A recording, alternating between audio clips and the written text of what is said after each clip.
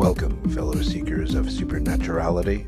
This is Ravensdeath, Professor Ravensdeath. I've spent decades working in the paranormal industrial complex, and in Ravensdeath's How to Haunt, I offer advice to fellow parapsychological enthusiasts. Today's question comes from Tom R., paranormal blogger and new homeowner, who asks, "We all know ghosts are real, but some heartless science-denying skeptics are obsessed with such meaningless trifles as the complete and utter lack of empirical evidence, the easily debunked anecdotal accounts, and the huge amount of fraud in the ghost industry. How can we even hope to argue with these people? My new house is just as haunted as any other. That's why we bought it in the first place. It screams haunted house. But nothing seems to happen when third parties are present, especially skeptical ones. I realize the watched pot never boils, but this is getting ridiculous. My partner and I are seriously considering giving up the ghost literally, and even shutting down our blog due to lack of paranormal activity. Should we soldier on, or is it time to throw in the towel?" The truth is, Tom, sometimes you may need to encourage a haunting in order to stimulate interest and start a much-needed conversation about the very real issues that face the paranormal community. You see, spirits are like rain. You can do all the rain dancing you want, but if the conditions aren't right, you're not getting wet.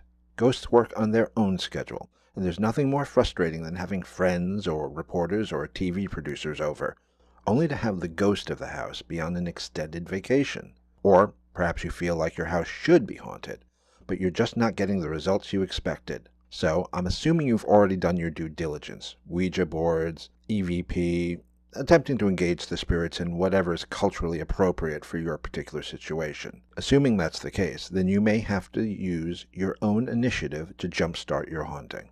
But don't fret. This isn't cheating or hoaxing or whatever you're worried the naysayers might think of your efforts. These are modern ghost hunting best practices, and once implemented, your chances of a successful haunting will rise exponentially.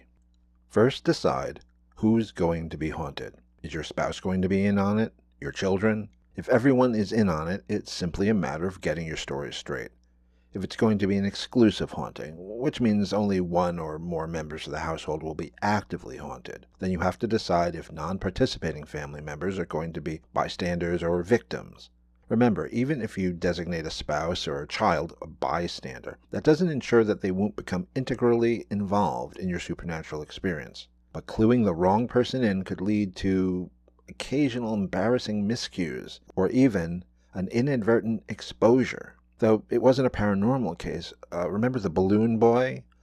He was interviewed on morning TV and he spilled the beans. And it wasn't the kid's fault. He was just being a kid, and kids don't understand the nuance of certain situations. Situations like this. For the uninitiated, a victim in this case is a person actively involved in the haunting. The person being acted upon by these spiritual entities. Some prefer to call these players witnesses, and depending on your specific scenario, that might make more sense. But often people get witness confused with bystander, since your bystanders often act as witnesses to the events. They just aren't in on the plan to help the haunting along. But if your spirits are going to be friendly, or at least not overtly threatening, you might want to use witness. Next, you need to decide when you want to bring in a professional, or at least practicing amateur, clairvoyant. Bringing one in early can be super helpful in fleshing out your story. Keep in mind that once a clairvoyant sees, hears, or senses something, then there's a good chance it will become part of your story, whether you like it or not. And an out-of-tune psychic can do more to spoil a haunting in its infant stages than even the most dedicated skeptic. Once you've got your cast assembled, then you need a script. Nothing fancy, just enough to coax the spirits and your audience into paying attention. Once that happens, and it should, you'll be well and truly haunted, though hopefully not so much so that you'll have to move, or be possessed by a demon, or go stark, raving mad and slaughter your family, or any of the other rare, but documented, side effects of paranormal visitation. The script should be simple, easy to remember, and not too fanciful. Keep your special effects to a minimum. Use the old standbys. Don't write any supernatural checks your spirits can't actually cash. Just expand on the phenomena you've already encountered, or feel you should be experiencing. Ramp it up just ever so slightly. If you experience what we call haunter's block, try researching other successful hauntings and see what worked for them in the beginning. But again, stay realistic. No matter how much you love your spirits in your haunted house, your house ain't the Amityville Horror. At least not yet. And be inspired, but never plagiarize. It's not fair to the original spirit's mortal conduits, and it'll lessen your own paranormal experience. And always remember, the scariest part of a haunting is when it stops being fun. So have fun.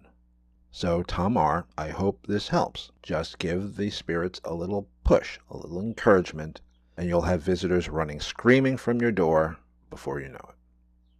This has been Ravensdeath, wishing you haunt in peace.